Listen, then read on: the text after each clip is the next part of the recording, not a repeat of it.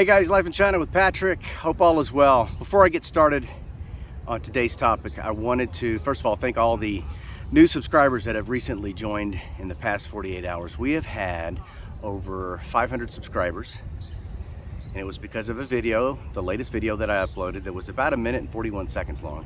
And I had no clue that it was going to take off like it did. And I'm very grateful and thankful for the positive comments, the amount of people that were encouraging me to continue doing what I'm doing, and the lack of. I've gone through all the comments and I haven't seen anything that's negative. Maybe one, but it wasn't really trollish in nature. But there's been no negative comments. You look at the statistics for that video on the number of, so out of all the thumbs that were given, between a thumb up and a thumb down, 99.6 were all thumbs up.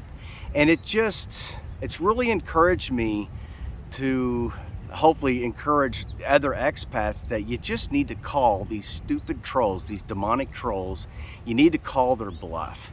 Because when you call their bluff, they just can't say anything. I was seriously waiting for 50 to 100 trolls to show up on my channel, and it just didn't happen, which goes to show you gotta call people's bluff. Now, having said that, and I say this kind of jokingly, but I'm really kind of serious, but if there are any casting agents who do need a travel host, a foreign travel host to travel around China, I would love to be your guy. I mean, could you put me in your hat? Because that would be the coolest job ever. So, all right. What does Patrick want to pontificate? How do you say pontificate? What does Patrick want to pontificate on? And I'm not a pontificator. I just can't pontificate. I can't do that very well. And I can't pronounce my words very well either. I watched the video the other day, the one that I uploaded, the one that's 1 minute 40 long. I said raver. I sounded like a hillbilly, like a Shangshaoren. Shangshaoren means hillbilly in China, but I said raver and architect. I was like, okay, you just need to slow down on some of these words and pronounce them correctly. And I'm not afraid to make fun of myself either. I am from the South, so it does creep out sometimes. Well, what I wanted to talk about today is the ghosting that is taking place between China and America.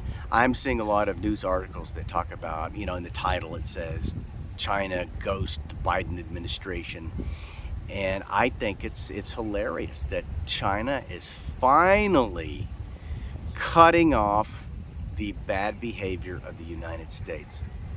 It's been, the past 2 decades, the United States has been slamming China. And each year it's gotten incrementally worse. In the 5 years that I've lived here, it's just every year it just gets worse and worse and worse. And God bless China. They have the patience of a saint just to constantly put up with this backstabbing, slandering, and lying and attacks from the West that they haven't done. I'm just surprised they haven't done this before. And when I was thinking about it on my walk this morning, it reminded me when I lived in the United States, and every neighborhood has that one couple or that one individual that is just conniving. They're always backstabbing. Like when you first meet them, you think, man, they're a really cool individual. I like these people. Let's hang out. So you start hanging out with them, and then you find out that they're talking badly about you behind your back with other neighbors, maybe friends. They're slandering other individuals when they're not in the room or they're not in the house with you. They're constantly causing division. And there was a point where I'm like, okay, I've tried to be nice. I've talked to them that, please don't talk about me behind my back. If you have an issue with me, you come to me. We attempted several times to coach them on how they should treat us and how they should behave in my house. And they didn't listen. So you just finally don't invite them anymore. And then when they start calling you and you don't call them back, they start wondering, they start reacting like, what did I do? And like, you're a jerk. You're a freaking jerk. You've been slandering me behind my back. And that's what China's done. China's put up with it for 20 years, maybe even longer than that. And so I say to China, Jiao, it's about time you stood up to the silliness of the United States. You know, you don't reward bad behavior. You know, you got a 16-year-old, I've had a 16-year-old, and when he didn't behave, we took the car away from him. He threw a temper tantrum. He threw a temper tantrum. He called well, I'm not going to get into it, but he threw a temper tantrum, trust me. You just don't reward bad behavior. And if you can't behave, and if you can't behave in society, then we're just not going to have conversations. We're not going to allow you to do things. And that's what China is doing to the United States.